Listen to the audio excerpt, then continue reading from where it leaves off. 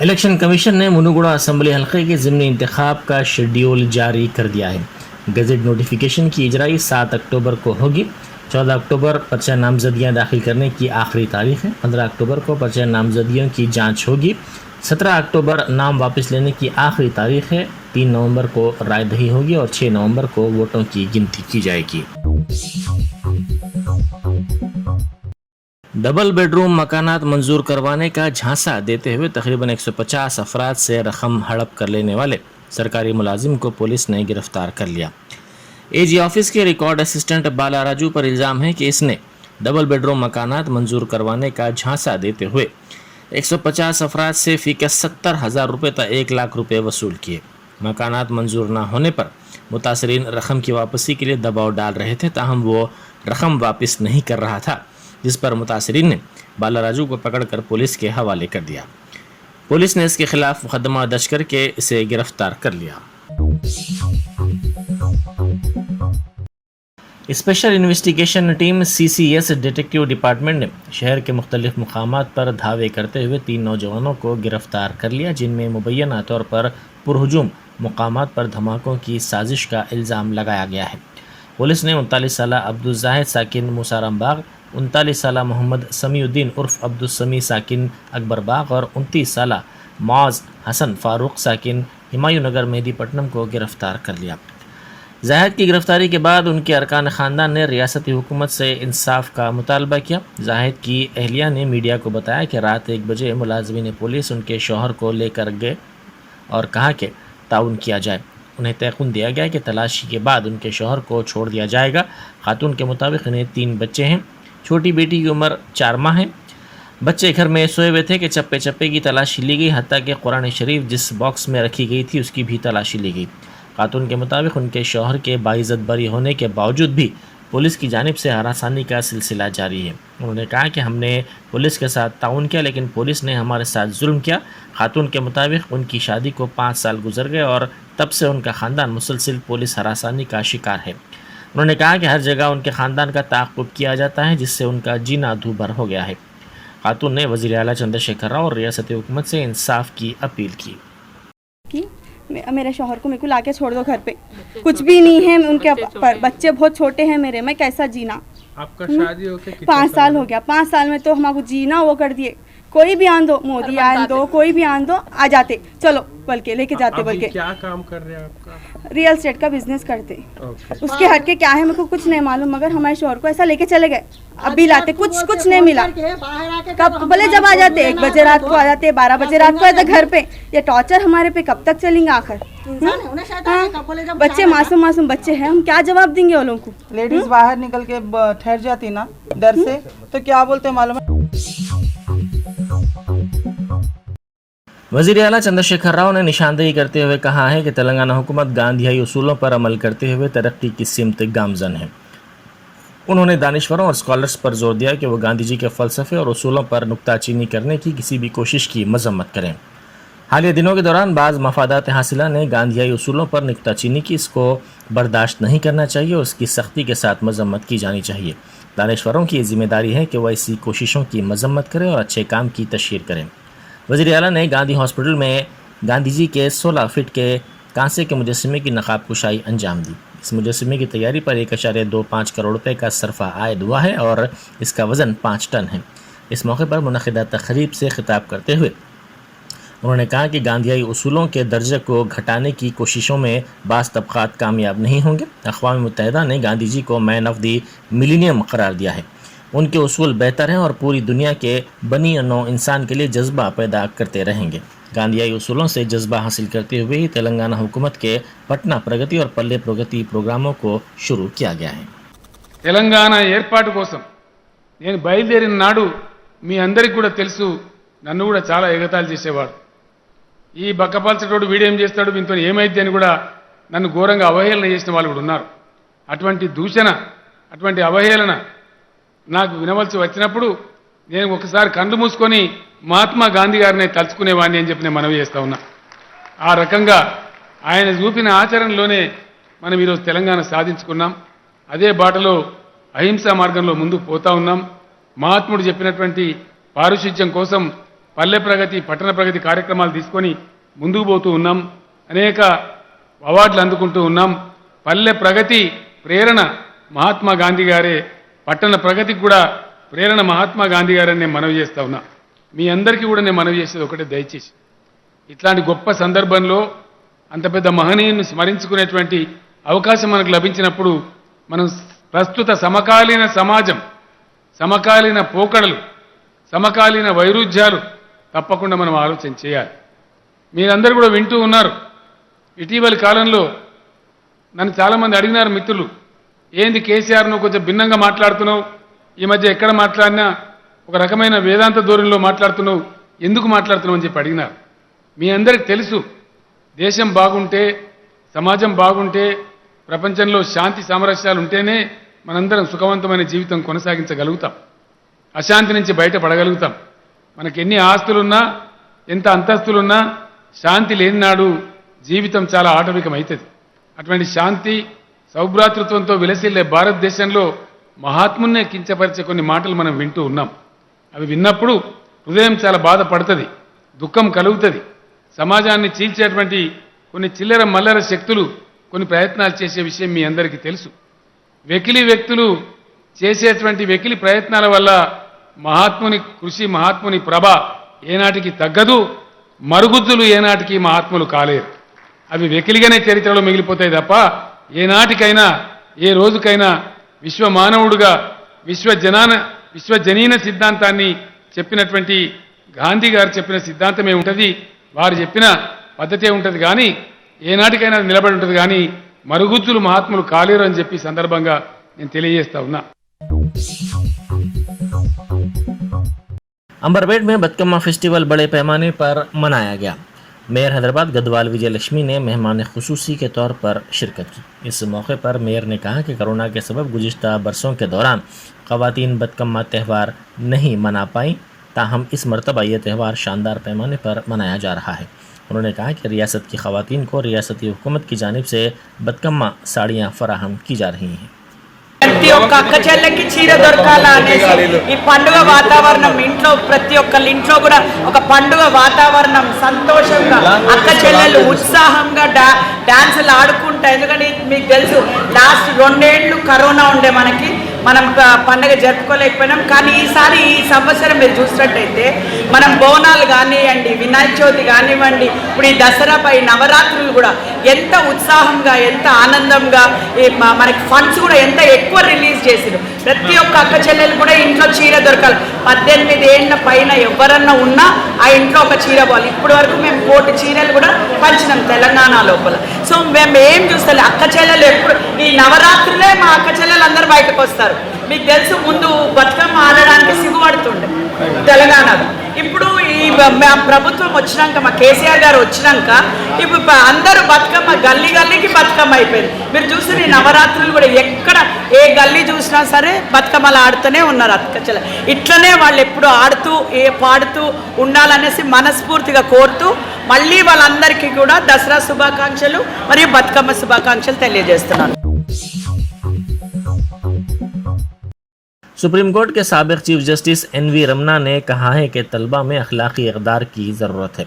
उन्होंने कहा कि आज के छोटे बच्चे कल का मुस्तकबिल हैं। रंगारेड्डी ज़िले के मोइनाबाद में गुरुकुल इंटरनेशनल स्कूल की सिल्वर जुबली तकरीब में मेहमान खुसूसी के तौर पर खिताब करते हुए उन्होंने कहा कि गुरुकुल में तालीम की काफ़ी ज़्यादा अहमियत है। The philosophy behind Swaminarayan Institution was to take the learning of students to new heights.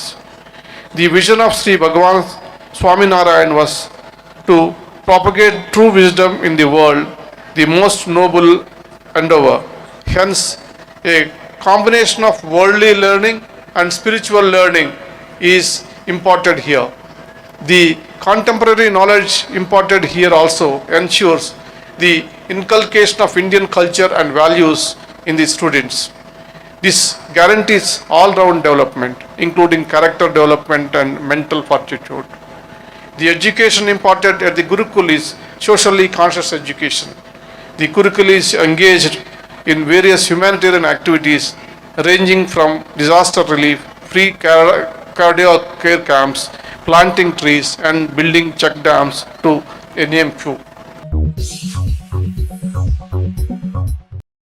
वजीर बरक़ी जगदीश रेड्डी ने मुनुगुड़ा हलके के ज़िमनी इंतखाब के सिलसिले में बीजेपी लीडर कोमटिरेड्डी राजगोपाल रेड्डी को तनकीद का निशाना बनाया। उन्होंने इल्ज़ाम लगाया कि राजगोपाल रेड्डी ने तेलंगाना से गद्दारी की है, जिसकी वजह से मुनुगुड़ा का ज़िमनी इंतखाब ज़रूरी हो गया है। उन्होंने कहा कि रियासत की तरक्की में बीजेपी रुकावटें पैदा कर रही है। उन्होंने इस यकीन का इजहार किया कि आवाम के ताउन से किसी भी सूरत में टीआरएस इस हल्के के ज़िमनी इंतखाब में शानदार कामयाबी हासिल करेगी। कुल हिंद बज़्म रहमत आलम की जानिब से हर साल की तरह इस साल भी जश्न मिलादुन्नबी सल्लल्लाहु अलैहि वसल्लम बड़े पैमाने पर मनाया जाएगा। इस सिलसिले में तमाम तर इंतज़ामात को क़तइयत दी जा रही है। सदर नशीन कुल Hind Bazm Rahmat Alam M.A. Mujeeb senior advocate high court ने बताया कि जश्न मिलादुन्नबी सल्लल्लाहु अलैहि वसल्लम के सिलसिले में इस्तक़बालिया कमेटी तश्कील दी गई है। उन्होंने कहा कि जारिया साल रहमत आलम इंटरनेशनल पीस अवार्ड हैदराबाद के मशहूर और मारूफ सहाफ़ी मल्लेपल्ली लक्ष्मैया फाउंडर HMTV को देने का फ़ैसला किया गया है। मल्लेपल्ली लक्ष्मैया काफ़ी शोहरत रखते हैं, वो मोहताज तारुफ नहीं हैं। मल्लेपल्ली लक्ष्मैया ने हुजूर अकरम सल्लल्लाहु अलैहि वसल्लम की तालीमात पर मुख्तलिफ मौक़िर अखबारात में मज़ामीन तहरीर किए हैं। वो फ़िरक़ा वाराना हम आहंगी के अमीन भी हैं। अभी स्टार्ट। आप सभी को मिलादुल नबी सल्लल्लाहु अलैहि वसल्लम का रहमतों भरा महीने की आमद की मुबारकबाद। हर साल की तरह कुल हिंद बज़्म रहमत आलम की जानिब से इस साल भी जश्न मिलादुल नबी सल्लल्लाहु अलैहि वसल्लम मनाया जा रहा है और साथ ही साथ पिछले 7 साल से जश्न मिलादुल नबी सल्लल्लाहु अलैहि वसल्लम के मौके पर जो रहमत आलम पीस अवार्ड दिया जाता है, इस साल मल्लेपल्ली लक्ष्मैया जो एक सीनियर सहाफ़ी है उनको ये अवार्ड देने का तय किया गया है। और मल्लेपल्ली लक्ष्मैया एक सीनियर सहाफ़ी है और वो मोहताज तारुफ नहीं है और हुज़ूर पाक सल्लल्लाहु अलैहि वसल्लम के तालीमात के बारे में साक्ष्य अखबार में तेलुगु में उन्होंने जो मज़मून तहरीर किए हैं वो काबिल तारीफ़ है और वो मुख्तलिफ़ मज़ाहिब के बीच में हम आहंगी के लिए काम करते हैं और जो माशरे में इनक्वालिटीज़ रहते हैं उसको दूर करने के लिए उनकी जिद्दोजहद रहती है। तो इसी एतबार से जैसा कि पिछले 7 साल से मुख्तलिफ़ शख्सियात को कुल हिंद बज़्म रहमत आलम की जानिब से रहमत आलम पीस अवार्ड दिया गया है। इस साल मल्लेपल्ली लक्ष्मैया साहब को दिया जाएगा और ये award Khwaja mansion function hall Masab Tank पर बरोज़े इतवार 9 अक्टूबर मिलादुल नबी सल्लल्लाहु अलैहि वसल्लम के रोज़ 9 अक्टूबर के रोज़ बरोज़े इतवार सुबह 11 बजे से प्रोग्राम का आगाज़ होगा और उसी प्रोग्राम में मुख्तलिफ़ उलमाए इकराम की खिताबात के साथ साथ मल्लेपल्ली लक्ष्मैया साहब को भी इस अवार्ड से नवाजा जाएगा। मैं आप लोगों से गुजारिश करता हूं कि कसीर तादाद में इस प्रोग्राम में शिरकत करके कामयाब बनाएं। कौन कौन है हमारे?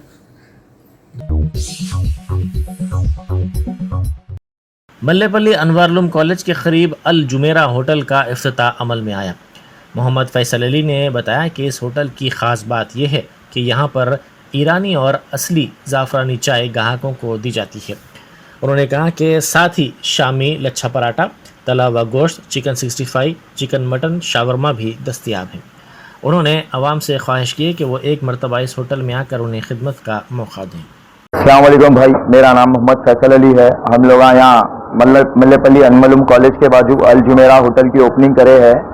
हमारी ख़ास बात यह है कि हमारे पास ईरानी चाय है और ज़ाफ़रानी चाहिए, ज़ाफ़रान एकदम ओरिजिनल वाला, और साथ में है शामी और लच्छा पराठा और तलेवा गोश्त और जो सो क्या बोलते हैं अपना 65 ड्राई भी है, ग्रेवी भी है और उसके साथ भी लच्छा पराठा मिल जाएगा। और साथ में शौरमा भी है, चिकन मटन शौरमा भी है और रैप्स भी है। रैप्स में आपको जो so fish rap, prawn rap दोनों मिल जाएंगे और इंशाल्लाह एक बार आप विजिट करिए हमारे पास, शिकायत का मौका नहीं देंगे। प्योर एकदम हाइजेनिक तरीके से आपको देंगे। एक बार आप सभी हजरात से रिक्वेस्ट है कि इंशाल्लाह एक बार हमारी शॉप पे आइए, विजिट करिए, हम आपको मौका दीजिए।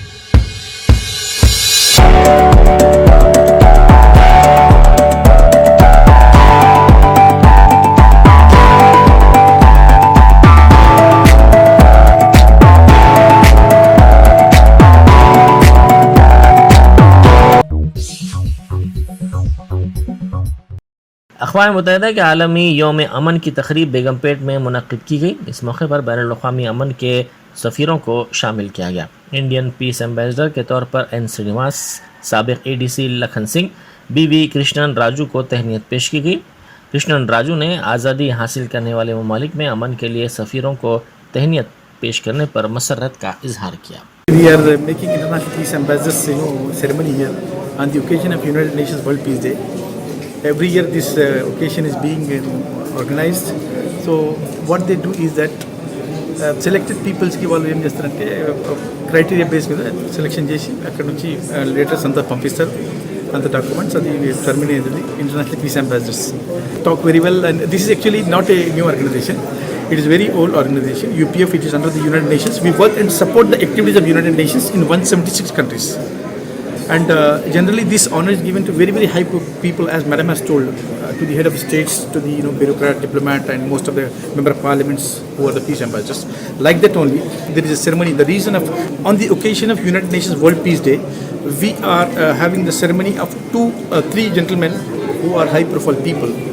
Their induction ceremony as international peace ambassador there. Among them are who is the philanthropist and international educationist who has got a very good name in especially in Asian. आज से शहर हैदराबाद में ट्रैफिक पुलिस की खुसूसी मुहिम का आगाज़ कर दिया गया है। इसको ऑपरेशन रोप का नाम दिया गया है। फुटपाथ्स पर गैर मजाज कब्ज़ों पर मुकदमात दर्ज किए जा रहे हैं।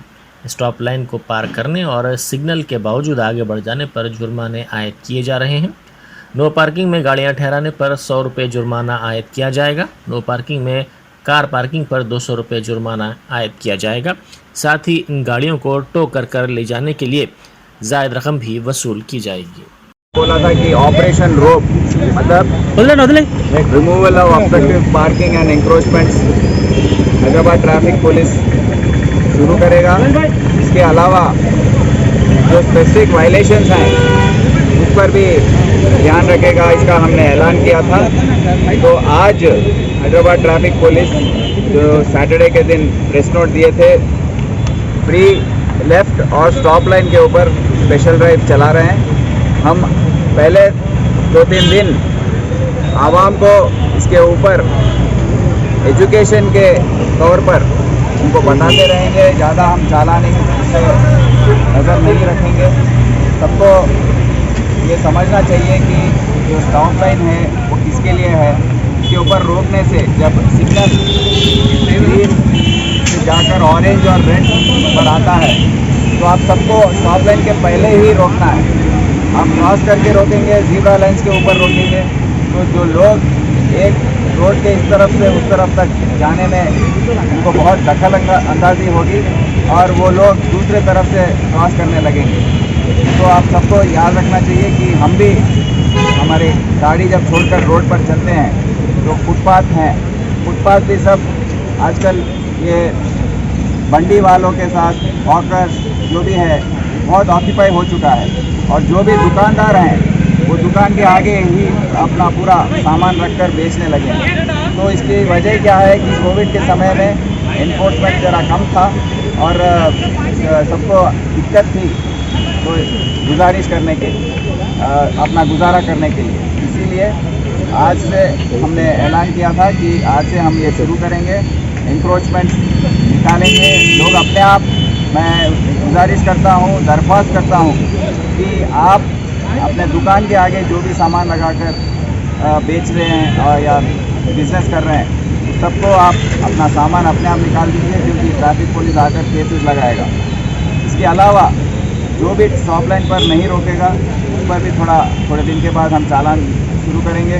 और जो लोग फ्री लेफ्ट से जाना चाहते हैं, जो रोड के लेफ्ट साइड में जाना चाहते हैं उनको ये फैसिलिटी दिया गया है कि आप आकर फ्री लेफ्ट के उसमें जाएंगे। पर ये हर जंक्शन में ये नहीं कर सकते हैं। जहाँ पर भी जंक्शन बड़ा है उस पर हम फोकस करेंगे। मैं ये भी बताना चाहता हूँ हम सबको हम यहाँ आवाम का ताउन जो है बहुत ज़रूरी है। मीरपेट एचबी कॉलोनी में कारपोरेटर प्रभुदास ने राम की कंपनी के जिम्मेदारों के साथ सफाई के कामों का मुआयना किया। उन्होंने कहा कि राम की कंपनी जगह जगह से कचरे की निकासी के काम बड़े पैमाने पर करेगी। उन्होंने कहा कि डिवीज़न की मुख्तलिफ कॉलोनियों से कचरे की निकासी के काम करवाए जाएंगे। अपनों में त्यौहार मनाने के लिए हैदराबाद से तेलंगाना के बेशतर अजला और आंध्र प्रदेश के अजला में अपने आबाई मुकामात को जाने के लिए मुसाफिरीन की बड़ी तादाद मुख्तलिफ बस स्टैंड्स और रेलवे स्टेशन पर नज़र आ रही है। बस स्टैंड्स और रेलवे स्टेशन पर मुसाफिरों का हुजूम देखा जा रहा है। साउथ सेंट्रल रेलवे हर साल दशहरा और दिवाली के त्योहारों के मौके पर खुसूसी ट्रेनें चलाता है। ये ट्रेनें हैदराबाद से एपी के मुख्तलिफ मुकामात के लिए चलाई जाती हैं। इस मरतबा साउथ सेंट्रल रेलवे इस मकसद के लिए 315 खुसूसी ट्रेनें चला रहा है। सिकंदराबाद, काचीगुड़ा और नामपल्ली रेलवे स्टेशनों में मुसाफिरीन का काफ़ी हुजूम देखा जा रहा है। सिकंदराबाद रेलवे स्टेशन में मुसाफिर ट्रेन के वक्त से पहले ही स्टेशन पहुंच रहे हैं। उनको छोड़ने वालों के लिए आने वालों की तादाद में भी इजाफा हुआ है, जिसकी वजह से स्टेशन में काफ़ी हुजूम नज़र आ रहा है। इसी दौरान बस स्टेशन में भी इसी तरह की सूरत हाल पाई जाती है। आरटीसी दशहरा त्यौहार के मौके पर 4198 खुसूसी बसें चला रहा है। रियासत के मुख्तलिफ हिस्सों के लिए 3795 इजाफी बसें भी चलाने के इंतजाम किए गए हैं। उसी तरह आंध्र प्रदेश के लिए 328 बसें, कर्नाटक के लिए 75 खुसूसी बसें चलाई जा रही हैं। तेलंगाना को स्वच्छ सर्वेक्षण 2022 में 13 अवार्ड्स हासिल हुए हैं। मिशन भागीरथ स्कीम के तहत घर घर पानी की सरबराही करने वाली तेलंगाना रियासत को मरकजी हुकूमत ने जल जीवन मिशन अवार्ड के लिए मुंतखब किया है। सदर जमहूरिया द्रौपदी मुर्मू के हाथों मिशन भागीरथ को जल जीवन अवार्ड दिया जाएगा। तेलंगाना की तहजीब और सखाफत को उजागर करने वाले बतकम्मा फेस्टिवल में बीजेपी कायदीन विजय शांति और के लक्ष्मण ने हिस्सा लिया। ये प्रोग्राम मुशीराबाद में हुआ। मेहमान खुसूसी के तौर पर बीजेपी ओबीसी मोर्चा के सदर एमपी लक्ष्मण ने शिरकत की। विजय शांति ने कहा कि आने वाले साल के बतकम्मा तक दुश्मनों का खात्मा कर दिया जाएगा। उन्होंने इस मौके पर लड़कियों और ख़वातीन को बतकम्मा की मुबारकबाद भी पेश की। हिंदुस्तानी फ़ज़ाइया को लाइट कॉम्बैट हेलीकॉप्टर्स हासिल हुए हैं, जो पहली मरतबा हिंदुस्तान में बनाए गए हैं। हिंदुस्तान एरोनॉटिक्स लिमिटेड ने लाइट कॉम्बैट हेलीकॉप्टर को तैयार किया है। राजस्थान के जोधपुर में एयरफोर्स बेस में हुए प्रोग्राम में इसे फ़ज़ाइया में शामिल किया गया। वज़ीर दिफ़ा राजनाथ सिंह ने इस प्रोग्राम में हिस्सा लिया।